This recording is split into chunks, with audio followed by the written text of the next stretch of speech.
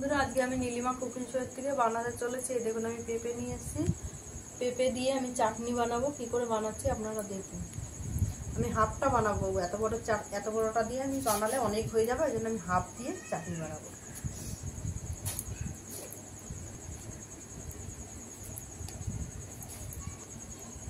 আমি তারপর ছোট ছোট করে কাটবো। কিভাবে কাটছি আপনারা দেখুন। এই যে পাতলা পাতলা করে একদম কাটবো, একদম এরকম পাতলা করে কাটবো।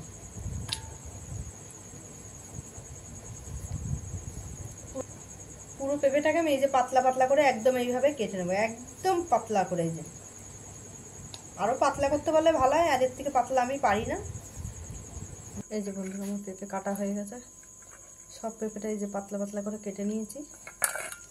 এবার আমি এটাকে ধুয়ে বসাচ্ছি। কি করে বসাচ্ছি তোমরা দেখতে থাকো। আমি কড়াই বসিয়ে দিয়েছি গ্যাস ধরিয়ে। এবার কড়াইটা গরম হলে আমি তেলটা দিয়ে অল্প করে একটু তেল দিয়ে দিলাম।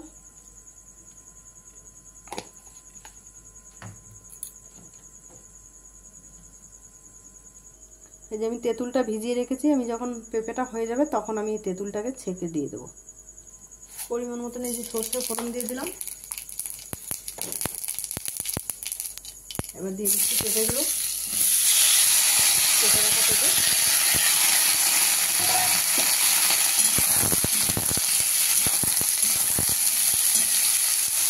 অল্প করে একটু নুন আগে দিচ্ছি, দিয়ে সেদ্ধ হয়ে গেলে তারপরে তেঁতুল দিলে নুন দেবো, কারণ এখনই নুন দিলে পেঁপেতে নুন বেশি হয়ে যাবে। দিয়ে ঝোল দিয়ে দেবো। হয়ে গেছে হালকা কষা। এবার দিয়ে দিচ্ছি জল। এবার পেঁপেটা সেদ্ধ হয়ে যাবে, ঢাকা দিয়ে দিচ্ছি। তারপরে দিয়ে দেবো তেঁতুল আর মিষ্টি।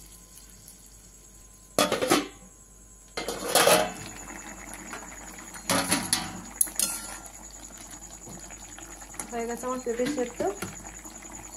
এবার আমি দিয়ে দিচ্ছি প্রথমে তেঁতুলের জলটা।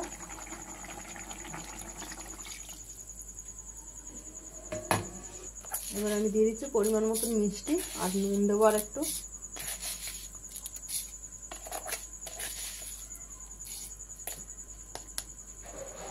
একটু নুন দিয়ে দিলাম পরিমাণ মতো।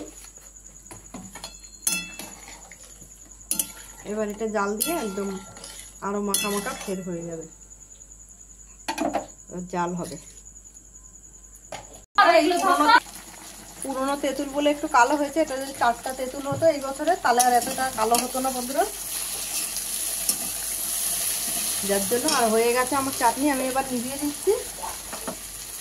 একটু এই গন্ধ আসার জন্য গন্ধরাজ লেবু, এই যে একটু 2-4 ফোঁটা লেবু রস এই যে দিয়ে দিলাম, যাতে স্মেলটা খুব সুন্দর হবে থেকে।